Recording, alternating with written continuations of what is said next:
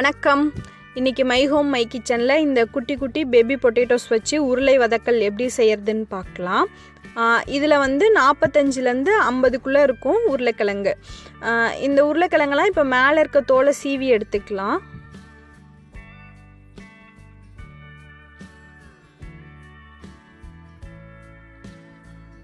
இந்த மாதிரி மேல் தோலெல்லாம் நல்லா சீவினதுக்கப்புறம் தோல் சீவின உருளைக்கிழங்க தண்ணியில் போட்டு வச்சிடலாம். அப்போ தான் உருளைக்கிழங்கு கருக்காமல் இருக்கும்.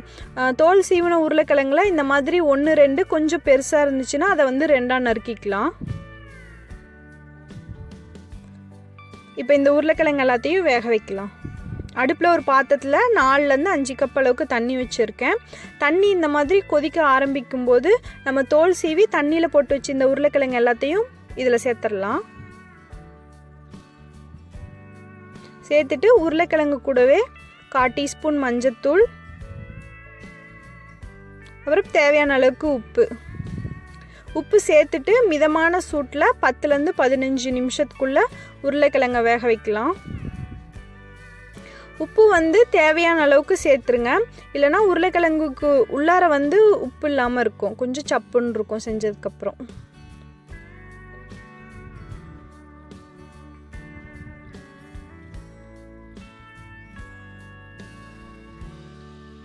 உருளைக்கிழங்கு இப்போ நல்லா 10 நிமிஷம் வெந்துருச்சு. அடுப்பு ஆஃப் பண்ணிட்டு தண்ணியெல்லாம் நல்லா வடிச்சிட்டு உருளைக்கிழங்கை வேற ஒரு பாத்திரத்துக்கு மாற்றி வச்சிடலாம்.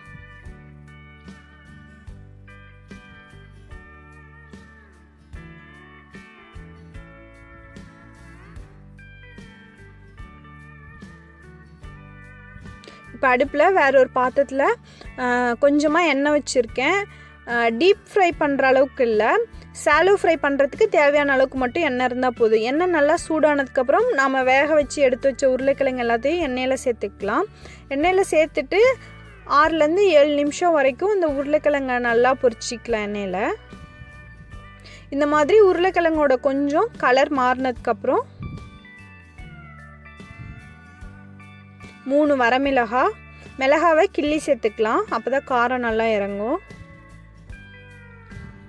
1/2 டீஸ்பூன் ஜீரகம், 1/4 டீஸ்பூன் கடுகு சேர்த்துட்டு இப்போ மறுபடியும் ஒரு 4 நிமிஷம் வரைக்கும் நல்லா எண்ணெயில் பொரிக்கலாம். இந்த கடுகு ஜீரகத்தோட ஃப்ளேவர் நல்லா வேணும்னா உருளைக்கிழங்கு சேர்க்கறதுக்கு முன்னாடியே எண்ணெயில் கடுகு சேர்த்துட்டு கடுகு நல்லா பொரிஞ்சதுக்கப்புறம் ஜீரகம் மிளகாய் சேர்த்துட்டு அதுக்கப்புறம் நம்ம வேக வச்ச உருளைக்கிழங்கை சேர்த்து உருளைக்கிழங்கை நல்லா அதோட கலர் நல்லா பொன்னிறமாக வர வரைக்கும் எண்ணெயில் நல்லா கொஞ்சம் பொரிச்சிக்கோங்க.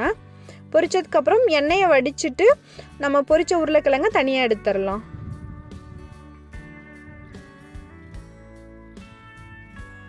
இப்போ அடுப்பில் வேற ஒரு பாத்திரம் வச்சுட்டு நம்ம பொரிச்ச உருளைக்கிழங்கை அந்த பாத்திரத்தில் சேர்த்துட்டு அது மேலே 1/4 டீஸ்பூன் அளவுக்கு பெருங்காயத்தூள், 2 டீஸ்பூன் மிளகாத்தூள், அப்புறம் கொஞ்சமாக கருவேப்பிலையில் சேர்த்துக்கலாம். அப்புறம் கொஞ்சம் உப்பு பத்தலைன்னா மேலே கொஞ்சம் உப்பு சேர்த்துக்கலாம். உப்பு சேர்த்துட்டு அடுப்போட சூடு ரொம்ப கம்மியாக வச்சு 1லேருந்து 2 நிமிஷம் மிளகாத்தூளோட பச்சை வாசனை போகிற வரைக்கும் மட்டும் நல்லா கிளறி விடலாம். மிளகாத்தூள் எல்லா உருளைக்கிழங்கு மேலேயும் படணும். வேணும்னா மிளகாத்தூள் கூட 1/4 டீஸ்பூன் மஞ்சத்தூளும் சேர்த்துக்கலாம். உருளைக்கிழங்கு வேக வைக்கும் போதே மஞ்சத்தூள் சேர்த்தப்போ நல்லா கலர் வந்ததுனால நான் மஞ்சத்தூள் சேர்க்கல. இப்போ கடைசியாக கொஞ்சமாக கருவேப்பிலையில் போட்டு சும்மா ஒரு 2 பெரட்டு மட்டும் பெரட்டிட்டு அடுப்பு ஆஃப் பண்ணிட்டு வேற ஒரு பாத்திரத்துக்கு மாற்றிடலாம். அவ்வளோதான், நம்மளோட சுவையான பேபி பொட்டேட்டோ ஃப்ரை தயாராகிடுச்சு. இது தயிர் சாதத்து கூட ரச சாதத்து கூட ரொம்ப நல்லாயிருக்கும். நீங்களும் இதை செஞ்சு பாருங்கள். எப்படி இருந்ததுன்னு கீழே கமெண்ட்லேயும் கூட ஷேர் பண்ணிக்கோங்க. உங்களுக்கு இந்த வீடியோ பிடிச்சிருந்தா myhome mykitchenக்கு சப்ஸ்கிரைப் பண்ணுங்கள்.